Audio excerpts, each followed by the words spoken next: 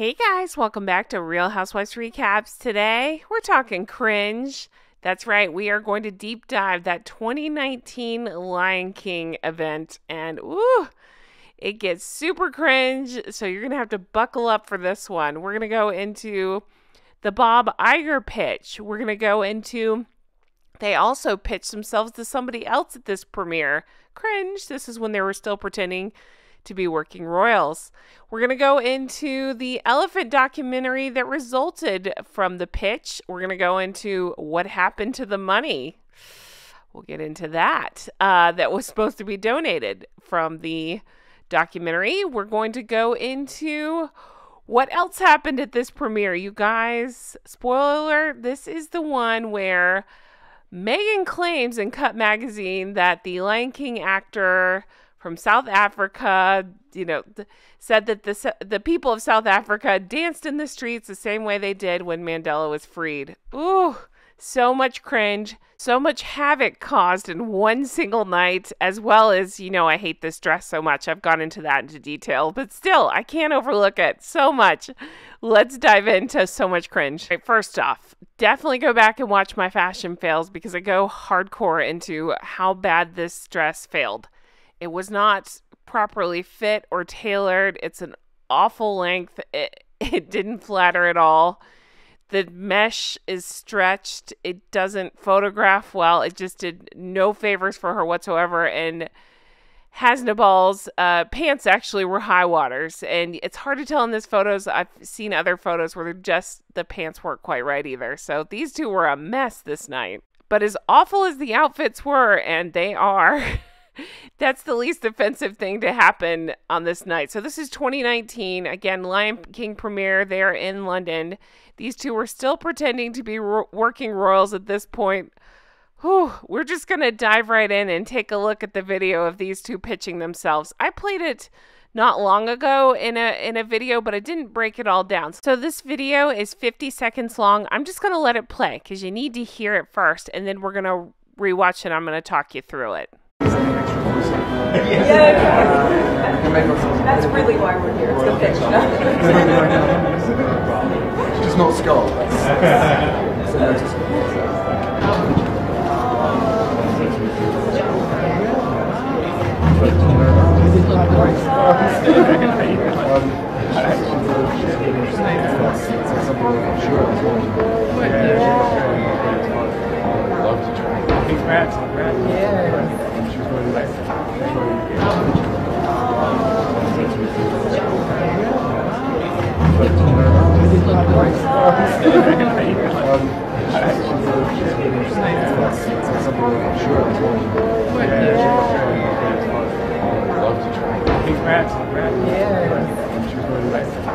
Oh my gosh, so much cringe. Okay, can we just take a look at this now? All right.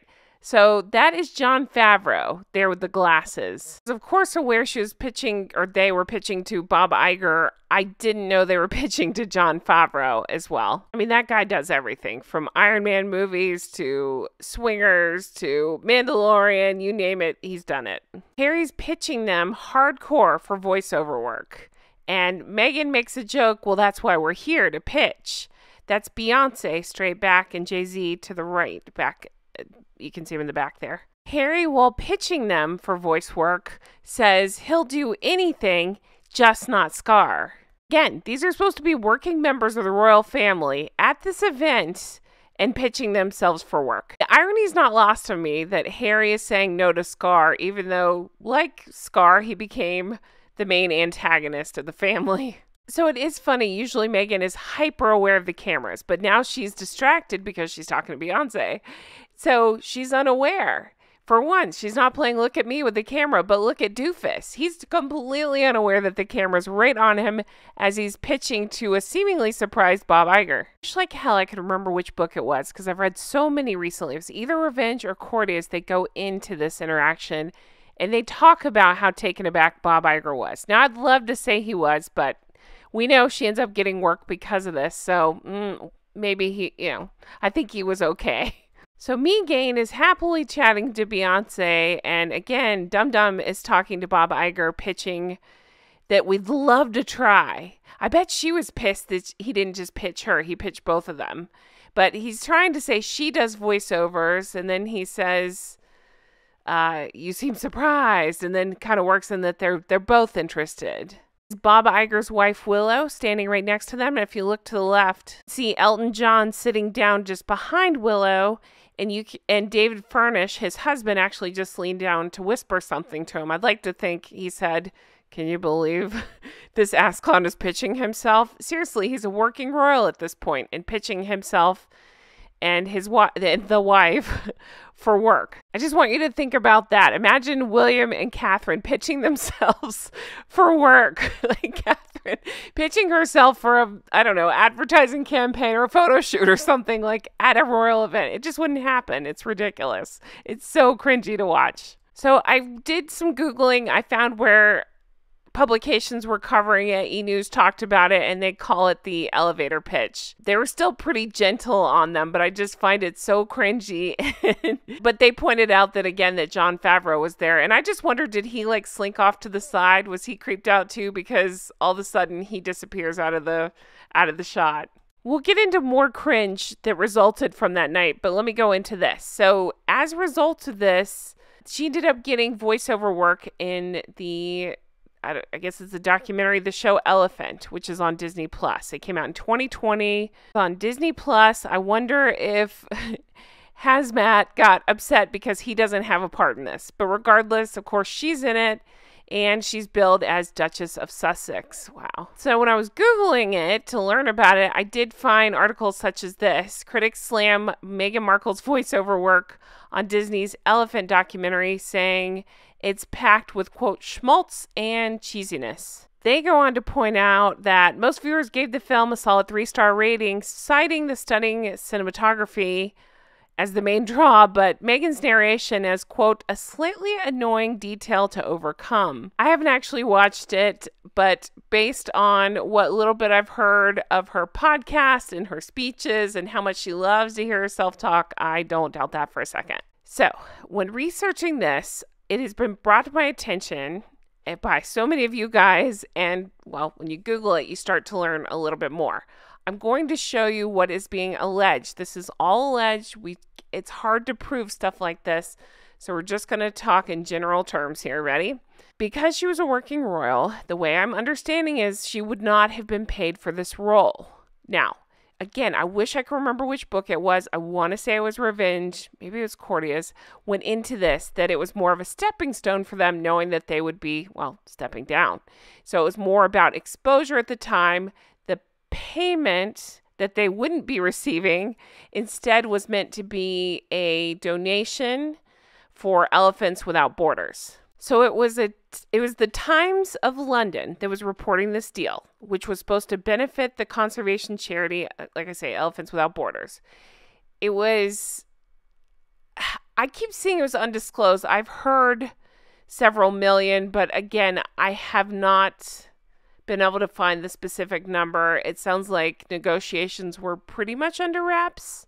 I'm going to get into it. Some people have done some digging and think they've found some numbers, but again, it's alleged, so you got to take it with a grain of salt. So when you jump on your Google machine, you'll find that the alleged amount it's being reported around $3 million. Then on further Googling Meghan Markle elephant's paycheck, you will find that people are reporting allegedly that Disney said it wasn't donated. Now, I found somebody, again, take it with a grain of salt, that did a deep dive into this, and they kind of looked into what happened with the money. Okay, so this user's name is Build the Herd. They are reporting that Meghan's compensation for the project was $3 million. Person goes on to report, hey, it's kind of weird, right? Because they can't find that dollar amount anywhere being reported as having been donated. Upon further digging, it does appear like the compensation has somehow disappeared.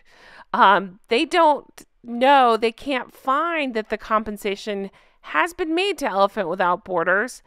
She tried to do some digging through the websites and through tax forms with the IRS, Elephants Without Borders themselves. It was released in March of 2020. She looked into, well, it should have been done around 2019 to 2020 and looked deeply into the 2 years, and here's what she found. So this person ran into a bunch of questions along the way and never could find the exact amount that was being reported.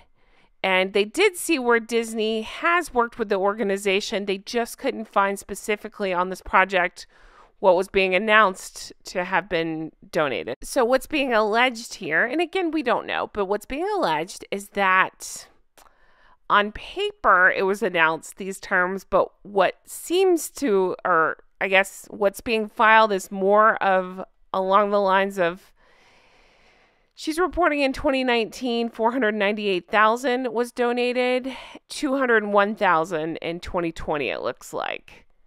Now, there are stories floating around. Take them with a grain of salt. We don't know. But allegedly, it was given to Markle and then not donated. That's one possibility that's out there if you do some Googling. The other possibility is that Disney directly donated some or all of it, and then maybe she got paid on the side. I think the truth maybe lies somewhere in between. Again, this is complex and interesting. I've had a lot of comments saying, she didn't donate. Maybe that's the case. It's really hard to prove that. I find it all so interesting. I've had a lot of comments saying that you believe she kept it. There's about a million possibilities. It's hard to prove regardless. Okay, so moving on from that, let's get back to the night in question. So the Lion King premiere, right? There is no footage of this. Interesting. Even though there is footage of them pitching themselves to Disney and Jon Favreau, there's no footage of this. She gives an interview, that Cut Magazine interview. Okay, so in it she says that at this live action premiere, 2019 London premiere, The Lion King, she had just had Archie, and she says it was a cruel chapter, of course. She said she was scared to go out. She didn't look scared, but okay. A cast member from South Africa pulled her aside. She goes on to say, quote, "He looked at me, and he's just light. He's just like light," he said.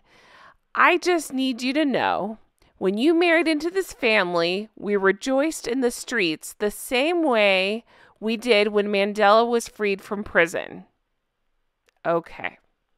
All right. So that is the claim from Meghan Markle. You see it there. That is the direct quote of her interview in that Cut magazine. That's what she's claiming. All right. Let's take a look.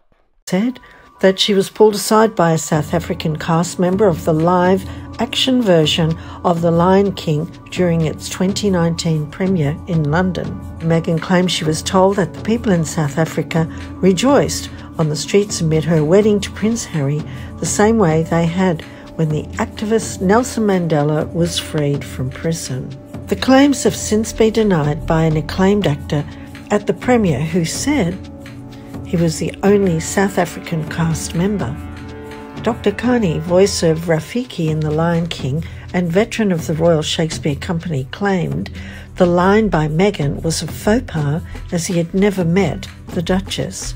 "I've never met the Duchess at all. I'm the only South African member of the cast, and I did not attend the premiere in London. It is baffling to me. I am the only South African in the cast." Okay, so this is Dr. John Khani, and he is the only South African star of this Disney show, and he said he never met Meghan. So much like the mystery of the person that kneeled in the aisle in the airplane to thank her for her service, there's mystery over this as well, because Dr. John Khani says he never met her. And since then, Nelson Mandela's grandson slammed Meghan Markle for suggesting that South Africans would celebrate her wedding the same way they rejoiced Nelson Mandela's freedom. And I've actually had quite a few in the comments from South Africa that have lived in South Africa, that were born there, saying, no, it did not happen. That's not a thing. No. I mean, so from beginning to end, it was one giant cringe fest. The pitch meeting while being working royals, the elephant documentary that resulted, but that got panned for her performance, the money discrepancies allegedly that might have resulted, that's still a mystery, the Cut Magazine interview that she claims that this actor said things and then this actor said, no, I didn't even meet her. Comparing herself to Mandela, basically in the sense that people in South Africa danced in the street the same way they did for Mandela, is just one giant cringe fest. I mean, can these two ever tell the truth about anything? I ask you. It doesn't appear to. And again, I mean, it's just a disaster of a night. From the make-believe stories to the outfits themselves, they probably just should have stayed home. Oh, so much cringe. Anyway, guys, that is it for me. Oh, I feel so cringy after reporting on this. Thank you so much for watching. I hope you've enjoyed it. Hey, we do have new merch. I was talking about it. We have the smug mug. You know, I love saying smug because she loves to be smug. Check out the smug mug. I'll put the link in the comments. You can find that down below. Also, check out Patreon. Patreon.com/Real Housewives Recaps. That's where you can become an executive producer and get your shout out. Speaking of which, I'm going to shout out my executive producers now. So, huge thank you to Linda. Thank you, Melissa. Thank you to Paige. Huge thank you to Teresa. Thank you, Mary. Thank you, Amy. Thank you, Mr. K. Thank you, Kay. Thank you, Shauna. Thank you, Brenda. Thank you, Aaron and Frank. Thank you, Kristen. Thank you, Ann M. Thank you, Amanda. Thank you, Ann H. Thank you, Karen. Thank you, Corey. Thank you, Glynis. Thank you, Karen. Thank you to Dewey. Thank you, Patty. Thank you, Adair Becker. Thank you to Erica. Thank you, Amber.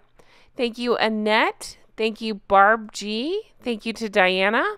Thank you, Allison B. Thank you, Jean. Thank you, Lori. Thank you to Pauline. Thank you to KT. Thank you, Jolene. Thank you, Stromboli. Thank you, Catherine. Thank you, Loie. Thank you, Lucy H. Thank you to Georgia. Thank you, Susie. Thank you, Nikki. Thank you, Robin's Landing. Thank you to Helen. Thank you to Mara. Thank you, Ashley C. Thank you to Molly. Thank you, Amber. Thank you, Ashley. Thank you, Amanda. Thank you, Michelle. Thank you, Sand Squid. Thank you to Rach. Thank you, Linda. Thank you, Leslie. Thank you, Dee Dee. Thank you, Nina. Thank you, Heather. Thank you, Tracy. Thank you, Penny. Thank you, Domby. Thank you, Android P. Thank you to Sheena. Thank you, Aaron M. Thank you, Faye. Thank you, Judith. Thank you, Spectrum Mom. Thank you, Vanessa B. Thank you, Christy. Thank you, Michelle. I so appreciate you all. Thank you if you are on the Patreon. Thank you if you're an executive producer. And hey, if you're not, definitely check it out. We have a lot of fun over there. Guys, I hope you have the best day, and I will talk to you again soon. Can't wait to bring you another video like this. Take care. Bye-bye.